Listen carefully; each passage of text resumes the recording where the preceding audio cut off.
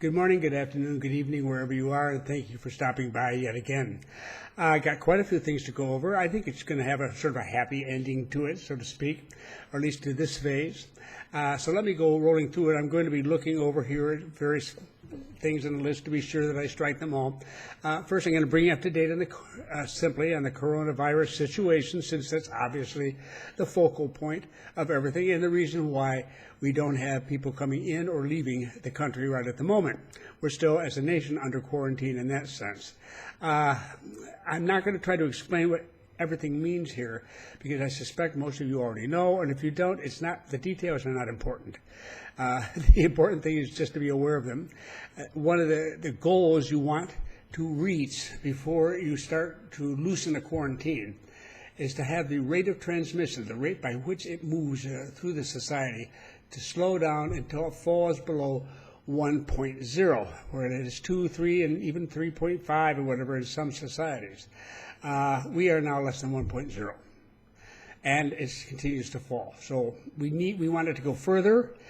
We're not suddenly deciding it's over, but it's not. But at least that means that over time, as long as we keep it under 1.0, the number of cases will steadily decline. We've done that. Now, another statistic they look for is how many days does it take for the number of confirmed cases to double. And we started out with every 2 or 3 days. It was double what it had been before. The goal is to not double any more quickly than every 10 days. We're at 16 days, and probably a little bit beyond that now. So we're way beyond in that particular statistic as well. The percentage that need or require hospitalization, especially intensive care, is falling, and that is a blessing. That's a great blessing, I can assure you. So all these statistics mean, okay, we can now consider how we go about the next steps. Now understand, if you've been following these videos, we have a president very much in charge, and he's got quite a team he's working with. And he's really brought the country together. And everyone is working together toward this end. Oh, we have people, young men in particular, who break the curfew or are caught outside. Well, they get fined, okay? And they do get fined. And it's in relation.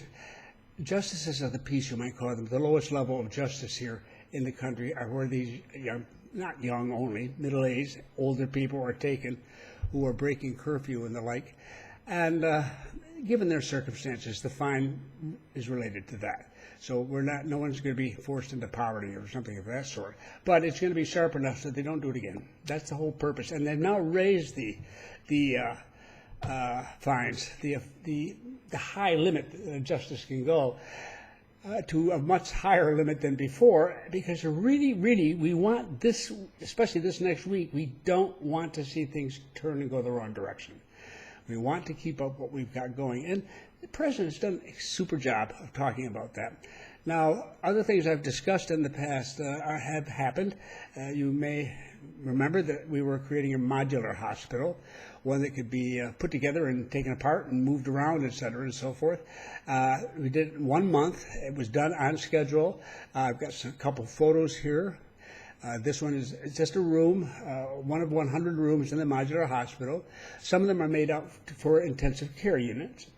That's all. I mean, it's very straightforward. It's air conditioned. It's got all the equipment that it needs, et cetera, and so forth. The second photo here, you can see the president, I think, standing there just gesturing. Each room has a monitor, and somebody is watching those screens 24 hours a day, 7 days a week. And the idea is that, to the extent possible, to reduce the number of times that a doctor or a nurse has to enter the room to check on the patient. Now they can see the vital signs and the patient himself, herself, in bed at any time. And if there's any sort of problem, they can respond to it immediately. It doesn't mean they don't go in and check the patient. Of course they do. But they just don't feel they have to. There's not that fear that if they're gone for 45 minutes, something awful will happen and they won't catch it. It will be kept under view. So, I mean, this thing is, like I say, they planned from the beginning. When the moment they heard it was headed our way, they planned. And they took these sorts of things into consideration. And Gorgas Hospital, which is where the Ministry of Health is located, is a very old established hospital, been here for a long time, has really done an outstanding job and taking these things into consideration. So the modular hospital is up and it's functioning, and hallelujah and so forth. We're learning from this. It will be useful in the future. Okay, and we do already do things, little things. You may well do them yourself. When I go into, as I did today, was one of my periods when I can go out of the apartment. So I went shopping into a grocery store at a mall, and I had to walk. I had to stand on this little mat that has disinfectant, disinfect the soles of my shoes, and then I had to smile at the camera, and it took my temperature, and my temperature was below, and there was no problem there.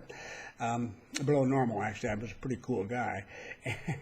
And I proceeded to go through that work. So we do this now. It's becoming more a matter of fact. It's beginning to spread out across the country. On the countryside, it will be a little simpler, and it's going to take more time to find the best way to deal there. But in the urban areas scattered across the country, everywhere the shift is underway, and it's just a question of time and getting everything in place everywhere. But it's going to have to be with us for a while. But it doesn't. Is it going to kill anybody just to disinfect the soles of their shoes and get their temperature checked when they walk in? Even if it's not coronavirus, it's probably good to know you're running a fever. So I have no objections to that. Now, in addition, right now, just the last couple of days, they have set up what are called disinfection tunnels. They're just little clear, open, and I won't say plastic, but I mean, they're just little rooms, like hallways. But you can see right through them, right? They're very short. And when you walk through them, you get misted. And the mist is, okay, for those into health and so forth, it's a chlorine dioxide mist that's stabilized at 0.2%. It helps eliminate bacteria and viruses. It's not detrimental to people's health. It's biodegradable, and it's totally non-toxic. That goes. I'm going to put a link to a very simple 1-minute long video below. It's in Spanish, the government's put up, but you don't need that. You can just watch and see what I'm talking about. And this is being put in at the bus station, the big major bus station, but also at the one you'll see at a metro station. So our metro stations will have this. This is being put up now at station by station. And also, from what I see going on down at the shopping mall where I went shopping today, the stores there are closed except for the supermarket. They're setting it up for something similar for us to get into the malls. That's great. That's fine. So we're really way out in front of this. We want to have this done now while there aren't hordes of people around. It can be set up and tested and be sure that it's functioning properly. And so we're ready when the time comes. It's very methodical. And the president comes out and talks to us, and he explains things. Very straightforward, very serious man, but at the same time, he's just very straightforward and very, very honest. So I have a couple comments to make on that a little bit later. Now, right now, he said, all right, this weekend I'm focused on how to open up some activity. Now, a relaxation of some of the quarantine regulations. And some can be done fairly quickly. Others will take a week maybe to get rolling. But the initial idea is they're looking at things that provide a lot of employment, because a lot of people lost jobs, and this is extremely important. And the two areas are retail stores for shopping and restaurants. Now, how to set that up to make that work with everything that's going, well, that's what the focus is on, folks. And setting up these ways of going into malls, for example, that's a big step forward. Malls are very big down here, I might add. They may be, in the U.S., they're sort of dimming. They're not as interesting as they used to be, blah, blah, blah. Here, they're very much a focal center of business activity, and they're not just in Panama City, but across the country in every urban area. So it's easier to deal with them because you have a lot of shops and restaurants in one location, and you can catch people on the way into the mall, and that certainly makes life a lot easier in some respects. But making the distancing, I mean, all these things will be thought out, and we will know what to do, and we'll explain to us why, and we'll do it, and we'll see how it works. People are very cooperative at this stage of the game, and will be as long as they feel that we're making progress, and that's exactly what we're doing. So we're waiting to hear from that. And the president's very careful and not saying, oh, we're not just walking out the door and just going back to normal, because that's not going to happen. Not for a while, not for quite a while perhaps. We're going to have to learn to change and to do things differently. But we're going to try to make it as easy and as logical and as simple as possible for everybody. Now, this is underway. This is a good sign. And also announced on May 23rd that Tocumen International Airport here will be open for flights in and out, international flights, passenger flights. Earlier had talked about doing that a week or so earlier. Everything has to be put together and make this thing work. And this has been sitting there doing nothing, and except for some freight traffic as a humanitarian assistance. So it's going to take a little longer. And on June 1st, Copa, our airline, and I say our airline, it's a privately owned airline. You can buy its stock in New York, but we think of it as our airline because it's Panama's only international carrier. It's been very successful and does very well. It's a concern to us that it continues to do well because it's been a great partner in bringing in people, tourists and others, and retirees, and what have you, into Panama for years, and setting up special deals and what have you to make it more attractive for people to come to Panama. So it's important that they are back and operating, and it means at some point you begin to be able to arrive again. Now, does that mean that on June 2nd, so to speak, where it's all happening? Well, it's a little more complicated than that, because we're ready. The question is your nation ready? That is where you're leaving. Are you ready to send people out? And can we be confident that you've done a good job of preparing them, as we've tried to do at our end, and that you're testing them well, and that whatever needs to be done at departure is happening, just as we're concerned with it down here. So this all has to be worked out. And everybody has to feel comfortable, and you're going to be tested. If you come down, your temperature's probably going to be taken 6 times by the time you're finished, because it's very serious. We don't want what Singapore's been going through and some others, where suddenly they really start to loosen things. People come rolling in Singapore's case from North America predominantly, but from Europe as well, and bringing the virus back, and here we go again. So, and elsewhere, South Korea as well. It's not a major thing. They've jumped on, you know that. They jumped all over this thing, and they're working with it, but we have to be just as careful too. But it's happening. So the day is coming in the foreseeable future when you can go down, get on a plane, and fly down to Panama. Hallelujah. That's particularly the good news. So I wanted you to know that. I'm going to keep you up to date on that as things develop, because nothing is set in concrete until every detail is worked out here, and they're being cautious. But so far, that's where we're headed. A couple follow-ups and a little fun here. I mentioned in earlier videos this family, very wealthy family, that had a wedding reception. Over 100 guests, very expensive affair. And clearly, after the quarantine was underway and the city was on lockdown, and they had absolutely no excuse for doing it, and there's no reason, they knew it, and they did it anyhow, and that's been the attitude of the wealthy, is that they can do what they want to, and it doesn't apply to them. And that has got to go. And as you know, I said the police went in and they broke it up, said people had to go home. And that case, there's one, I assume the father of the bride, I don't know, but somebody who represents responsibility for that incident has been before a judge, and they were fined $100,000. And they paid. Mm-hmm. That's a pretty expensive wedding reception.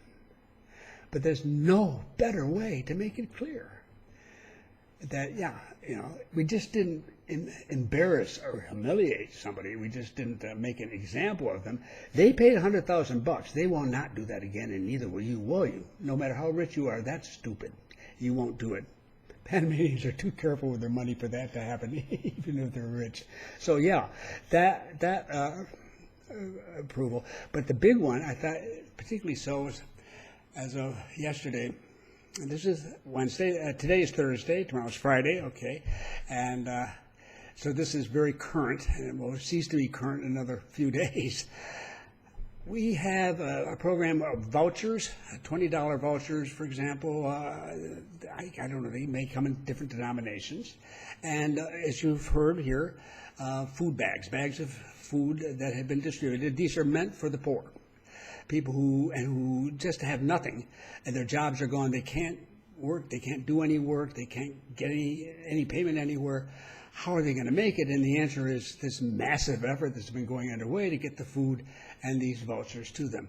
Well, it's not a big shock from a historical viewpoint to find out that there have been people in government service who have been taking some of the vouchers themselves and some of these bags of food.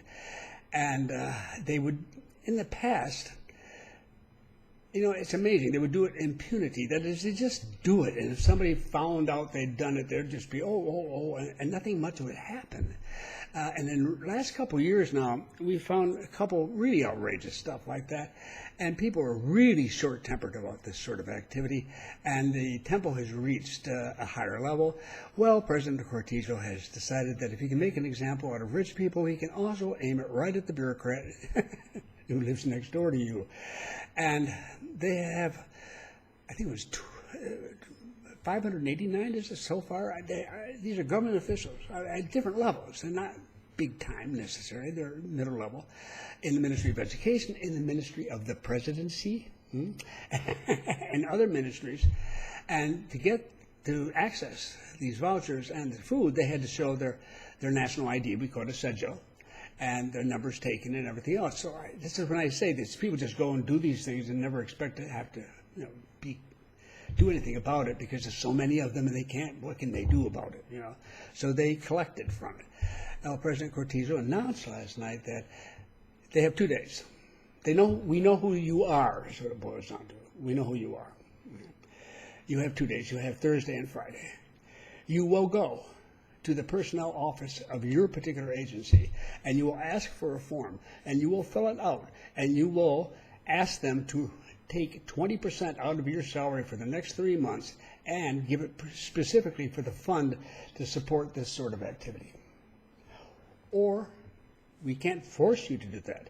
If you don't do that, then I, on the weekend, will be checking in to see who these people are and decide to take action myself, and I would determine what you pay on Monday. And that may be with your job. So give that thought. Whoa. If you hear a roar in the background, that's 4 million Panamanians applauding, Yeah, I came down like a heavy on top of it. Now, this is for government employees.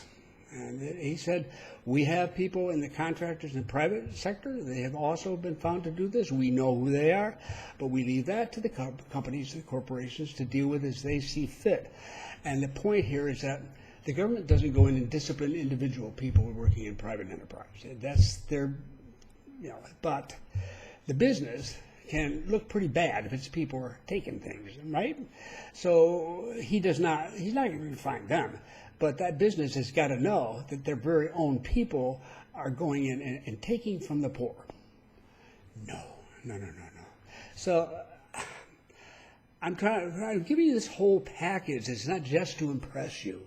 It's important to understand that when all is said and done, the countries that are going to be worth living in, and I'm not just talking about Latin America, are those nations where they have taken this incredible danger, this extremely difficult period in human history, and worked hard to turn it, to make themselves better, to find ways to strengthen the country and to prevent this sort of thing in the future, because we're going to have it again. We want to be ready for it. We don't want to have to go through this again.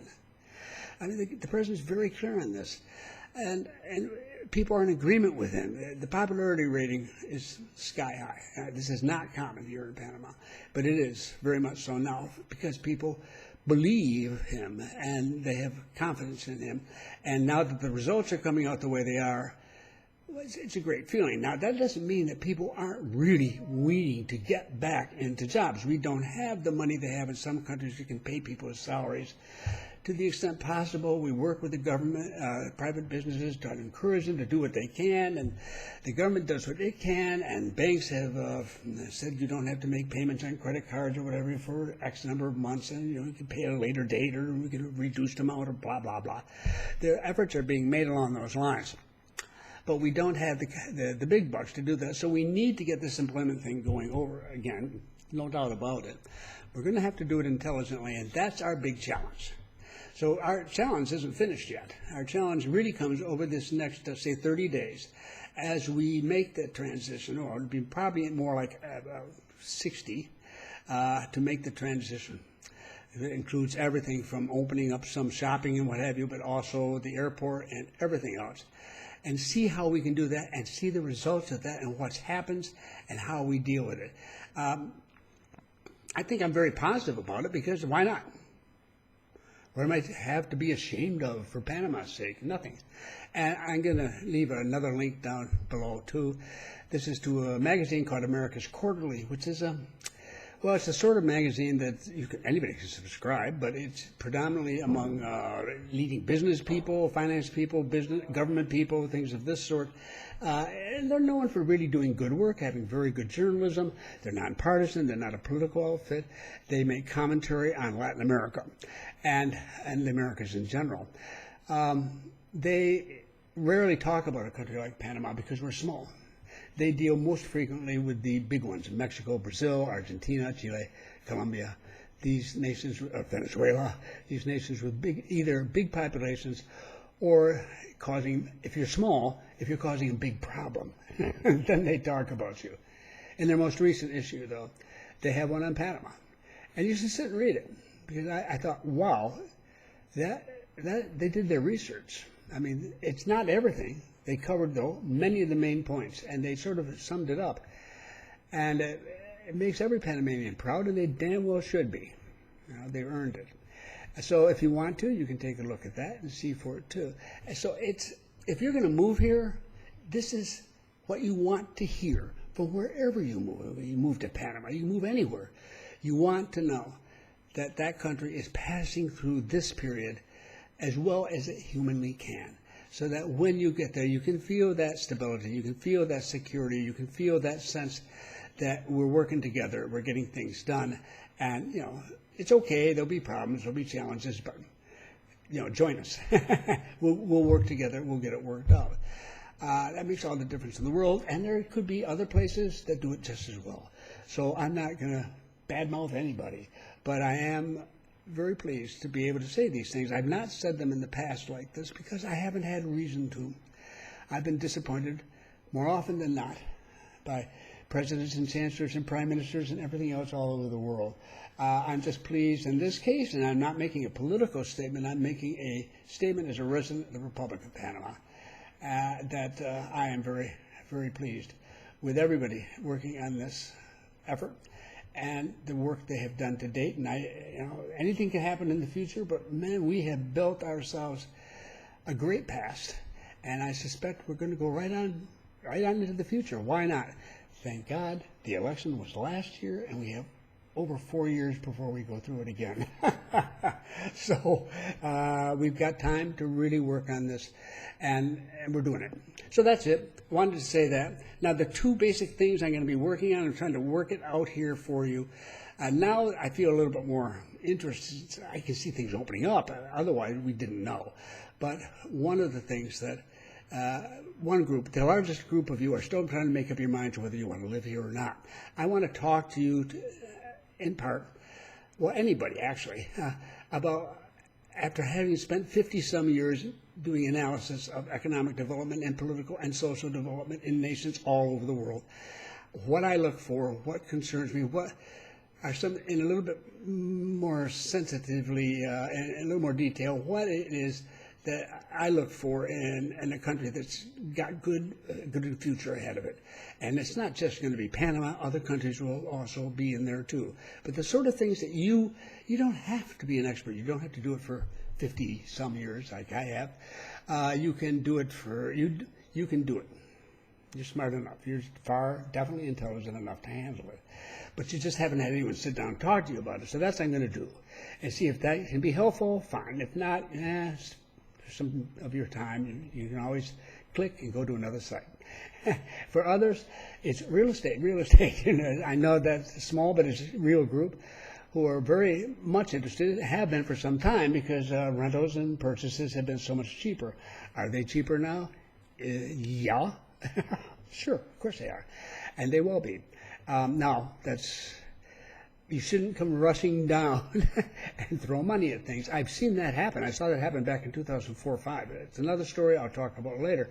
But right at the moment, I'll say, I understand. If you are interested in this, yeah. But it's not everywhere, all things. And there's some ways to just sort of categorize things and to focus a little bit some of your attention. And I don't just mean to the city of Panama. It can be anywhere. It can be Boquete. It can be the Caribbean. It can be anywhere. But I want to give you some ideas and thoughts along those lines too. So that's where we're at. I'm feeling pretty good about things because, like everybody else, I've been stuck in this place, and I get 2 hours 3 times a week. And one time I was canceled because they had to do some other work. So I have 6 hours a week when I'm outside of this apartment. I'm looking forward to being outside of it longer than that eventually. And I'm looking forward to meeting some of you face to face, if at a distance, maybe with masks initially. But anyhow, to get to know you a little better than I can over, on YouTube. So thanks again for stopping by. If you're interested in staying up to date on all this and you're not a subscriber here, just punch the subscribe button. And if you ring the little bell symbol beside it, that's to give you immediate notification when a new video goes up. And welcome aboard. And hopefully you'll find something of use here, because that's the only reason. That I do it, is to be useful to you and to help. So I'll be looking forward to seeing you the next time. Thanks for stopping in.